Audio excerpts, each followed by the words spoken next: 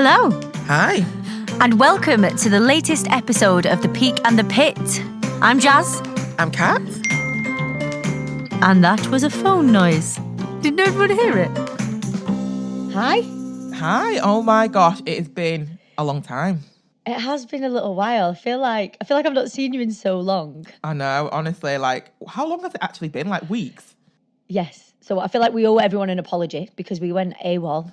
We did. And without letting anyone know what we are doing and where we've been.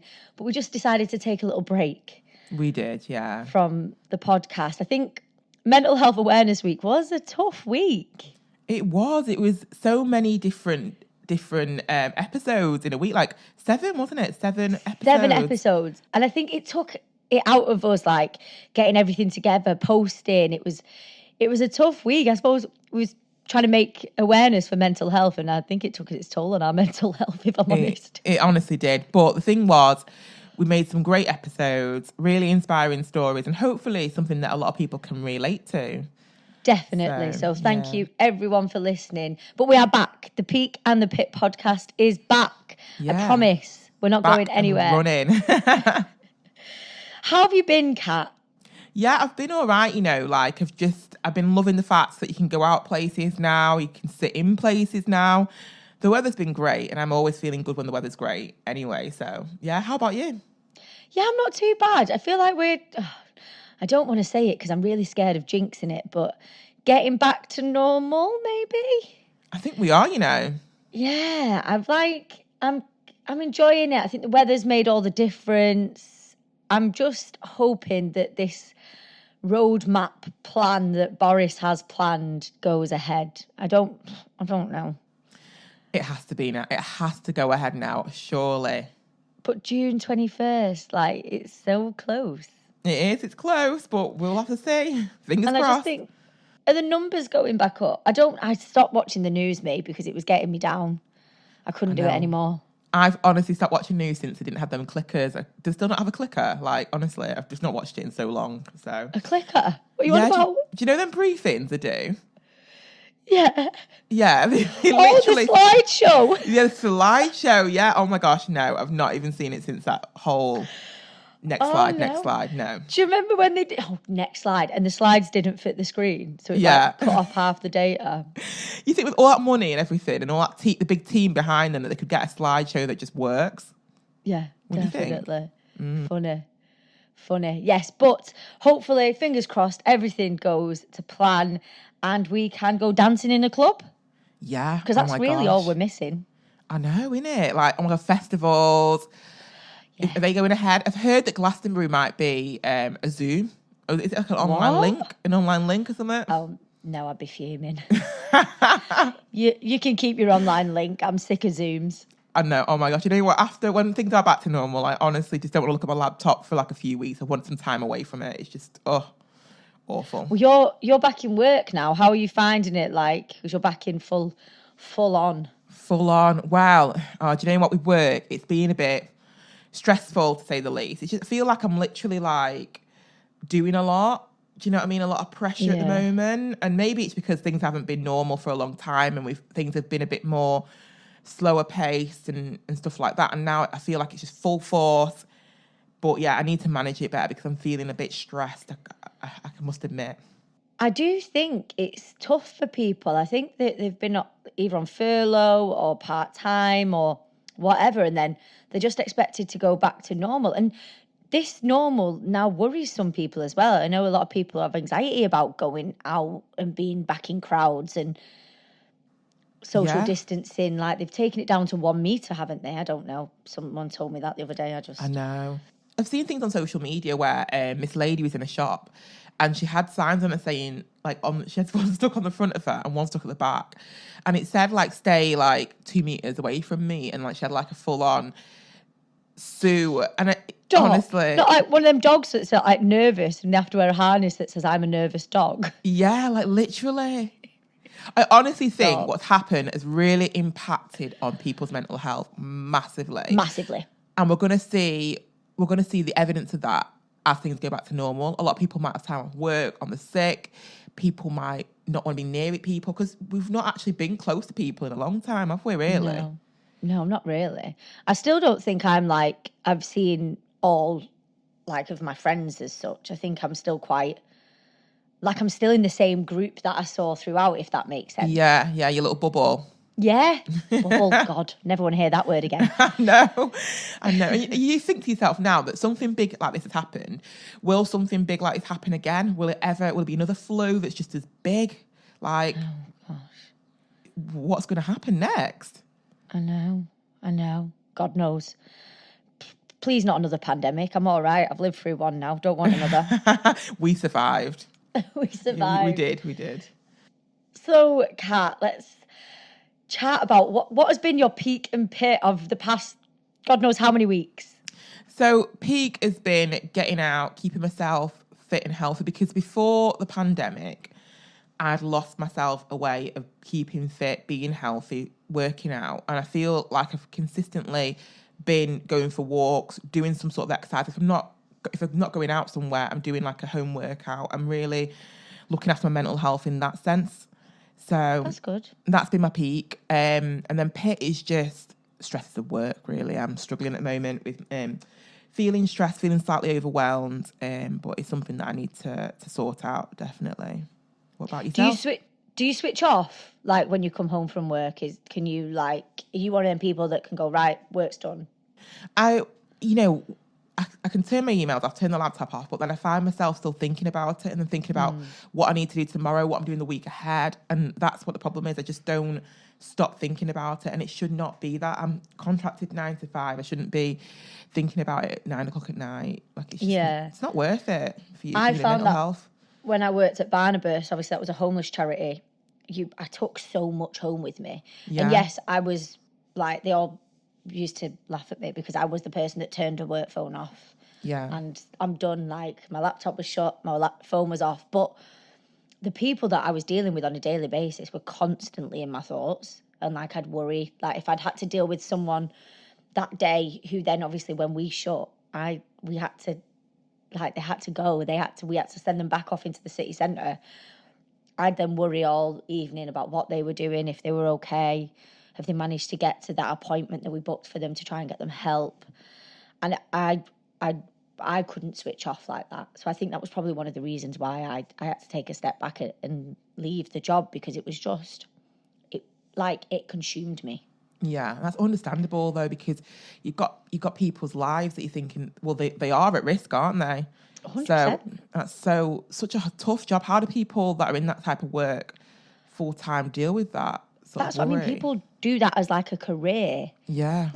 To be fair, I volunteered since 2016. I lasted 18 months in a job there. For someone who that is the sector they work in all their life, burnout has to be a thing. Yeah, you need to be someone that can switch off. But I do not know how on earth you could sleep at night and not switch off when someone is literally in danger, because they could be at risk at something, and it's scary, isn't it? Yeah. But it is such a good job, such good work people do that are in that sort of profession. So, hats off to them. Yeah, it was tough, but I can kind of see where you're coming from. My pit and peak. I'm going to start my pit like I always do. Mm-hmm. My pit, I've had a bit of a bad shoulder, which has been really I'm kind of one of them people that I've started sleeping with my arms above my head. Have you? I don't know where it's come from, but I do now, and it's really given me a stiff shoulder. So I've started having physio for that, but it's just put a bit of a dampener on my training. So I've not been able to lift weights as such. I've been back running, which is good because I'm training for the Manchester Marathon. Yeah. So I am starting to pick up my running again, but I've not been able to get weight training, and I find that really frustrating. I think because it's a physical injury, I have to rest, I have to do my physio, I have to do my stretches and stuff. I'm finding it really tough not being able to get into the gym. Because I think sometimes I don't go to the gym just because I can't be bothered or whatever. But you can kind of push yourself to get there. Whereas, because I'm no, I have to rest. I have to think about my shoulder. If I go and make it worse, it could mean another 6 weeks without training. So I'm finding it really frustrating. Yeah. So that's annoying me. I have physio after this. I'm off for another session, but he is really good. He's really working on it. But I still sleep with my arms above my head, so I'm waking up at like middle of the night, like, oh, no, get it down, because that's what's causing it. It's like freezing it. But I just don't know how to stop it. I'm like, well, how do I just tie my arms next to myself so they can't go up? You can't. And because I'm just like, if Dan wakes up in the middle of the night and he sees me with my arms above my head, he's like knocking him down. I don't know where it's come from. I never used to sleep like that ever, but yeah. So that's my pit. It's annoying. Yeah. And my peak is being able to get back out in the van and like staying on campsites and paddle boarding and just being able to get back outdoors without feeling like you're going to get shouted at by the police. Yeah. It's nice, isn't it? Freedom is lovely. Freedom. Yeah. So just on a Saturday afternoon, just getting in the van and going up to the lakes, which is like our favourite thing to do, especially with the weather being nice. It's Dan's 40th coming up, so we're away again. He hasn't got a clue where he's going. So good. So that'll probably be my peak next week. Oh, yeah. Talking about that. But yeah, have we got a challenge, Kat? So Craig's going to challenge us to do something that we haven't done before. So it's personal to us. So any sport or activity that you've not done before, and you only need to try it once in the week. So it's not a big commitment. It's just to try it out. Okay. So yeah. So I want to do that. What do you think? I'm trying to think of like something for me to try. Right. Everything's open now, isn't it? Like you can go like roller skating. You can. Chill Factor's open, isn't it? Yeah, you can go skiing. Skiing. I've skied before though. I've never snowboarded though, so I could go and try that. I put my name down to snowboard when I went away skiing, and I chickened out when I got there. I just wanted my skis back because I thought there's no chance of going down on that. I think with snowboarding, because you're attached to one thing, You can't move I know that sounds ridiculous, but like because you can't move your feet properly. No, you feel trapped. Like with skis, it's like you can walk if you want. Yeah, exactly. You feel like if you were falling and tumbling, you could do more to kind of get out of that. But if you're snowboarding, it's kind of like, well, what can I do? I've got just my arms. Yeah, I've got my arms. I just go down on your bum. Yeah, exactly. Brilliant. Okay. Well, that's exciting. Yeah. I might try something really obscure like archery. I don't know where in Manchester, but Trafford Centre might do it. You know, they've got like an outdoorsy activity thing outside. Yeah, try it. I've not seen that. I've not been to the Trafford Centre in ages. Have you not? No, not since they were making people sit on the floor outside to have the KFC. Oh yeah, do you remember your KFC? Did you have KFC or what did you have? I think we had Five Guys and we had to eat it in the car park because you couldn't sit down in the restaurant. Oh my gosh. It was, and you couldn't like hang around in one door out the other. It was mad. And to be honest with you, it's mad what we do, because now thinking back, there's no way I'm going to go get food and sit in a car park. No. But because at the time that's all they were offering, you just did it. Exactly. It was honestly, it was a crazy time. You look back at these times and you think, did this actually happen? Was I imagining it? Or I don't know. That first lockdown, like when do you know when like everyone was being really strict? Yeah. For 3 months, I didn't see anyone other than Dan in the flat. It's crazy, isn't it? It is mad, isn't it? Yeah. Imagine being on that vulnerable list as well. Some people literally didn't leave the house, did they? And if they wanted like the groceries, they just kind of like let it be dropped off at the door, and then where the person went, they'd run to the door and get it, and like then run back in. It was all very like a film, like one of them type of films where it's like, I don't know, crazy. It is mad, isn't it? Mm. But we're out the other side, hopefully. Vaccinations, everyone's being vaccinated. Meghan Markle's had a baby. I know that's totally going off on one, but I don't even know why I thought of that then. I know. I'm so happy for her. I know. Lovely. And like Lilibet Diana, what a name. I know. It's a top little name. But you do know that when you'll start seeing loads of people's kids being called that name now, it's going to be a very popular name. Well, to be fair, when I watched The Crown, I did love the name Lilibet. Yeah. And I feel like now I could never call a child Lilibet because Meghan Markle's done it. No, everyone will think you're copying, won't they? They're like, why Yeah. are you calling your kid like that? Meghan Markle does not know what I've called my kid. She does not care. No. Allow it. Oh, right. So we've got our challenge. We've had our peak and pits. Yeah. The competition.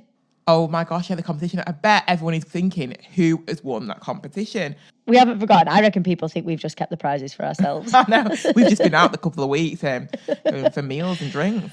But yes, we have our winner and we will post it on our Instagram when it'll be out now. Listen now, because it'll be there. The winner will be announced and prizes will be sent into their DMs. The lucky devils. Definitely. And just to let you know, guys, we're going to be here every Tuesday, hopefully making you guys laugh, telling you stories, being relatable as usual. Yes, that is what we're about. So make sure that you're liking, you're subscribing, you're following, you're doing all that just to help our little channel grow. Yes. I like that, Kat. Well in. That was a lovely little piece. Thank you so much for listening, guys. Make sure you follow at thepeakandthepit_podcast on Instagram. And we'll see you next week. Yeah, see you next week. Bye.